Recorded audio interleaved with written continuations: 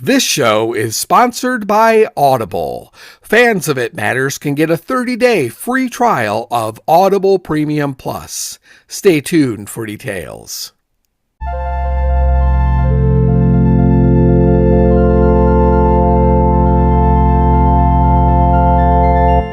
Hello, and welcome to It Matters How We Treat One Another, the social science show.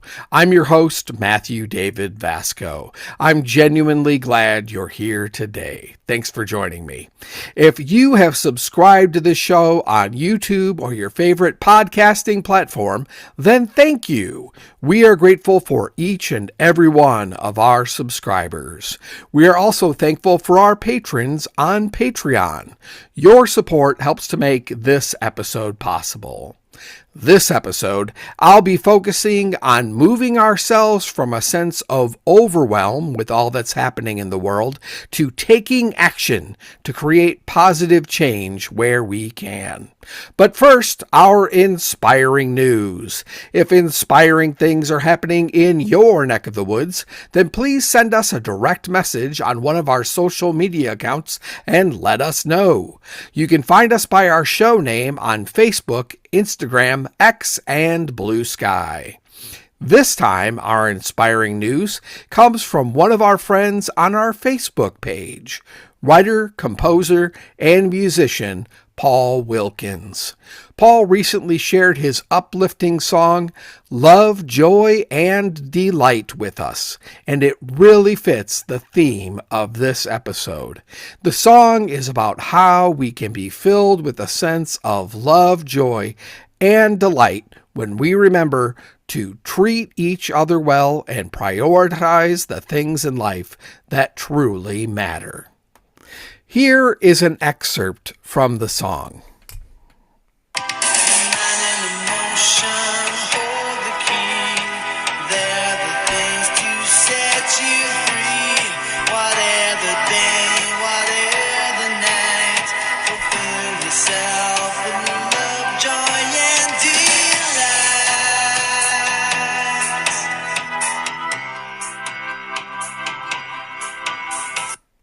There it is.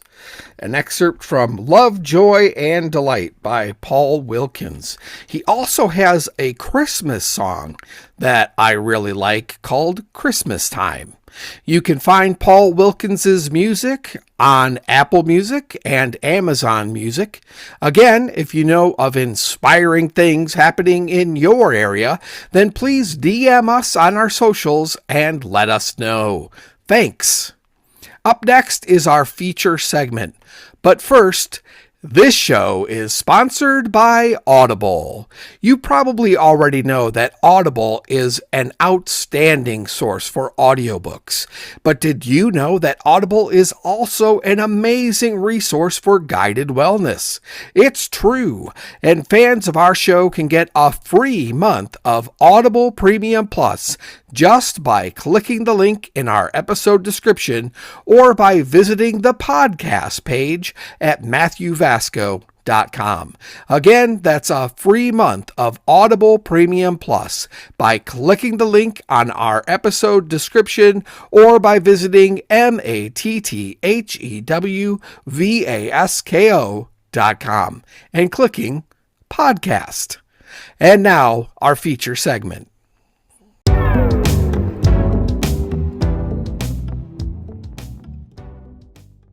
I want to start this segment by asking you a question, and I want you to really sit with it for a second. How are you doing? Not just in the fine, thanks, and you kind of way. I mean, how are you doing really? Because if you're like a lot of people I talk to these days, the honest answer might be something like, I'm feeling overwhelmed, or maybe I'm scared, or perhaps even, I'm so angry and I don't know what to do with that. The world can feel like a lot right now, and the research backs that up. Studies consistently show that anxiety about global events, climate change, political instability, social division, threats to democracy is at historically high levels across virtually every age group. There's even a term in the psychological literature, socio-political stress, or collective trauma, which refers to the anxiety, fear, and hopelessness resulting from being aware of or exposed to broad societal phenomena such as, I mentioned, political instability, wars, injustice, and ongoing large-scale crises. And here's the thing, that feeling, that heaviness, it makes sense. It's not irrational. It's not just you. It's actually a sign that you care. And caring, as we talk about in this show all the time, is the beginning of everything good. But caring without finding some way to take action can become its own kind of suffering. When we feel powerless, that feeling can spiral into despair, disengagement, or just numbness. And none of those serve us or the world we want to help build. So, today, I want to talk about what we can actually do, how we can move from overwhelm to action. How can we take that care we feel, that love, really, for the world and the people in it, and turn it into something real, something tangible? I want to start with a concept from Stephen Covey's classic book, The 7 Habits of Highly Effective People, because I think it's one of the most useful mental models I know of for this exact conversation. Covey talks about 2 circles. The first he calls the circle of concern. This is everything we care about, everything that matters to us. Global warming, war, poverty, political corruption, the news cycle, things that worry us, that we think about day and night, that keep us up at night. The second circle is smaller. It sits inside the first circle. He calls it the circle of influence. This is everything we can actually affect. Our own choices, our relationships, our community, how we spend our time and money, the conversations we have, the actions we take on a daily basis. Here's Covey's insight. Now I'm quoting him here. Highly effective people, and I would say highly healthy people, focus their energy on their circle of influence, not because they don't care about the bigger world. They often care very deeply, but because they understand that the only place their energy creates change is where they actually have influence. End quote. And here's the beautiful part. When you focus on your circle of influence, it grows. You can be more capable, more connected, more effective. You start to matter more to more people in more ways. So let's focus on helping you shift from worrying helplessly about your circle of concern and taking action constructively in your circle of influence. There's an old expression, and like all of the best expressions, nobody seems to be quite sure who said it first. But it goes like this: think globally, act locally. I love this phrase because it holds both things at once. It doesn't say, don't think about the big picture.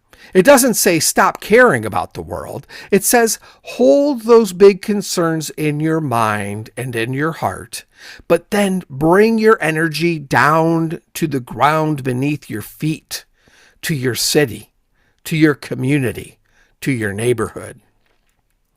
Because here's what the social science tells us. Local action is powerful. Local government has an enormous impact on daily life.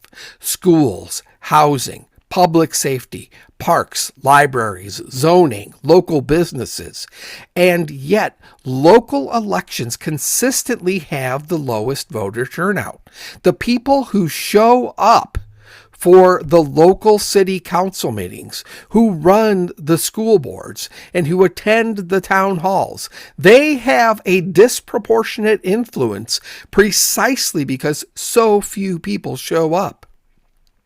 Which means that you, just one person, just showing up can matter more than you probably think.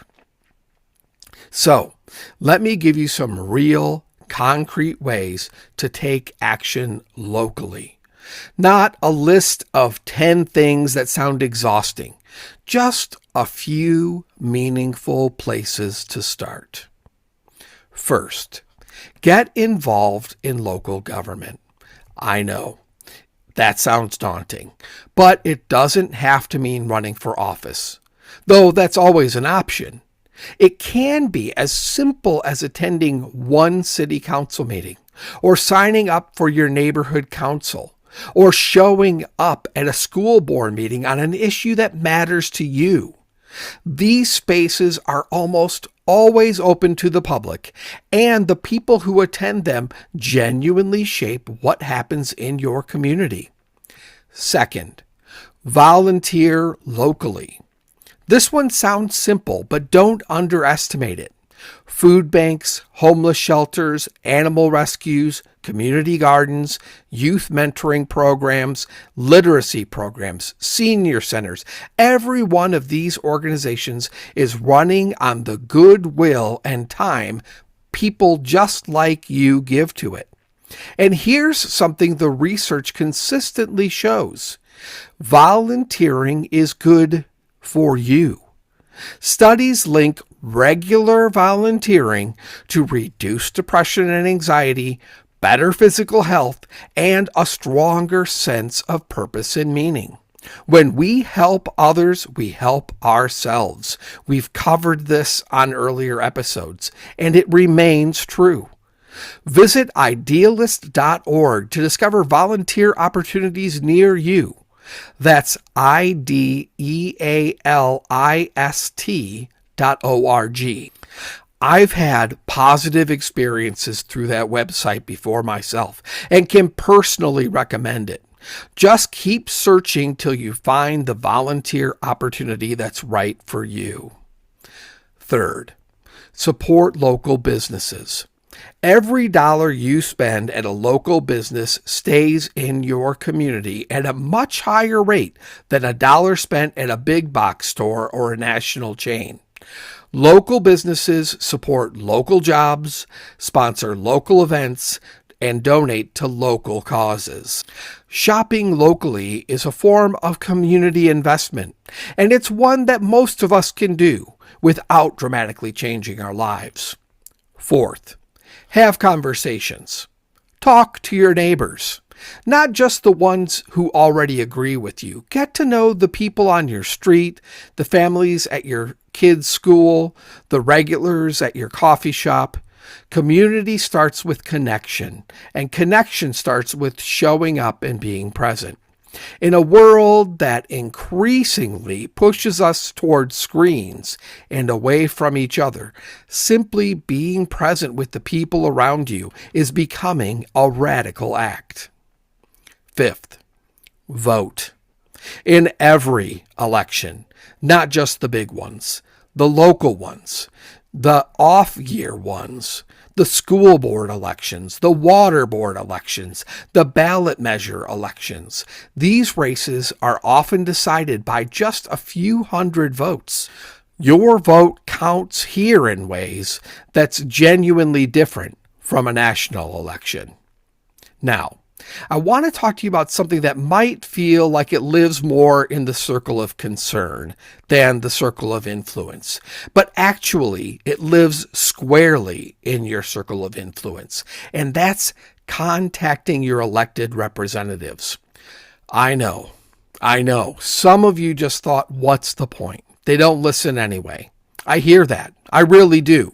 But the research and the lived experience of advocates and organizers consistently tells a different story. Phone calls to elected officials work. Not every time, not on every issue, but they work often enough that it's worth your time. Here's why. Congressional offices track constituent contacts. When a significant number of calls come in on an issue, it gets flagged. It gets brought to the attention of the representative. On issues where a vote is close or a position hasn't been finalized, constituent calls can genuinely move the needle. The key word is constituent. You have to call your own representatives, the ones who represent you, for it to count. Calls from their actual constituents matter far more than calls from anyone else. Now, the barrier for a lot of people is, I don't know who to call. I don't know what to say. This feels intimidating. And that's where a fantastic resource comes in. And I want to make sure you know about it. It's called 5 Calls, and you can find it at 5calls.org. That's the number 5, CALLS.org. Here's how it works. You go to the website or download the app, and it walks you through everything. You enter your zip code. It tells you exactly who your representatives are. Then you pick an issue you care about from a curated list of current, time-sensitive topics, and it gives you a script, literally something you can read, so that you know exactly what to say when someone picks up the phone. You don't have to wing it. You don't have to be an expert. You just call.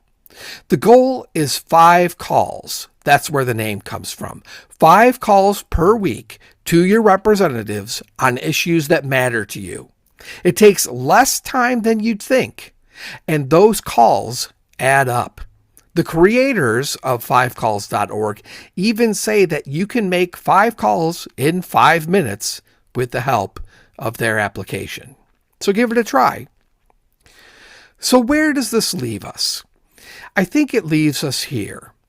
The feelings of helplessness and overwhelm that so many people are carrying right now are real. They deserve to be taken seriously. The world is complicated.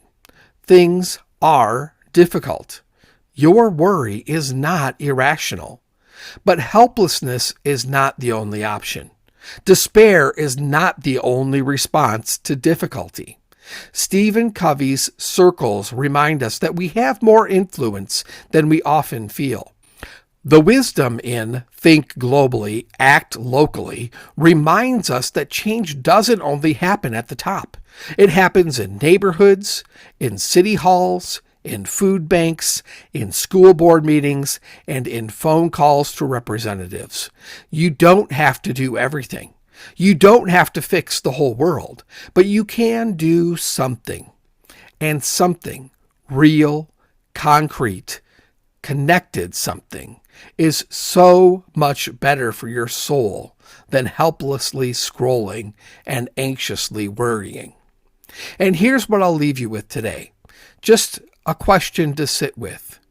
What is one thing, just one, that is within your circle of influence that you could do this week and would make even a small difference? Maybe it's a phone call through 5calls.org. Maybe it's showing up at a local meeting for the first time. Maybe it's walking into a food bank and saying, I have some time. What do you need?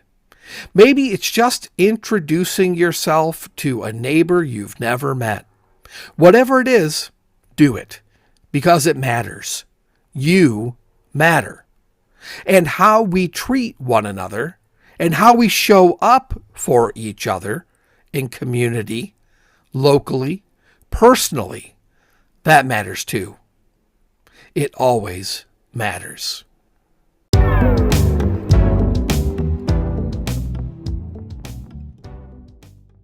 This brings us to the end of this episode of It Matters How We Treat One Another. Be sure to check out the episode description for a helpful list of cited resources and links from this episode. If this episode resonates with you, please share it with someone who might need to hear it. And, as always, I'd love to hear from you.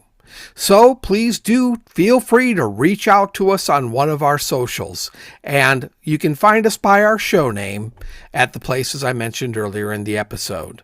Please subscribe to keep up with all of our episodes, and you can support the show on Patreon at patreon.com/itmatterspatrons. That's patreon.com/itmatterspatrons. For less than a venti iced caramel macchiato upside down at your favorite coffee chain each month, you too can be an It Matters patron and help to make this show happen.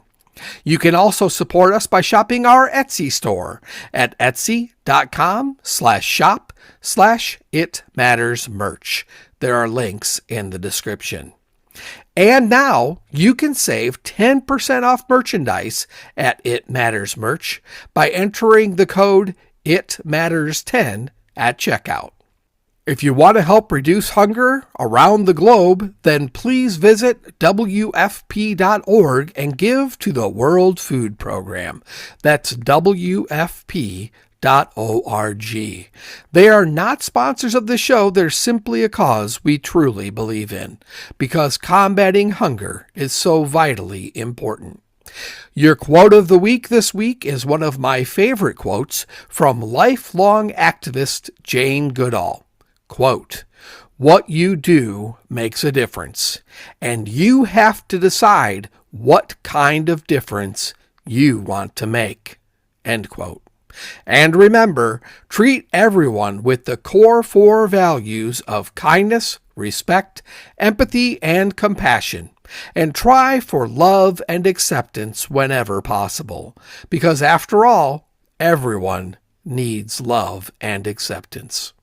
Be well, and much love to you all.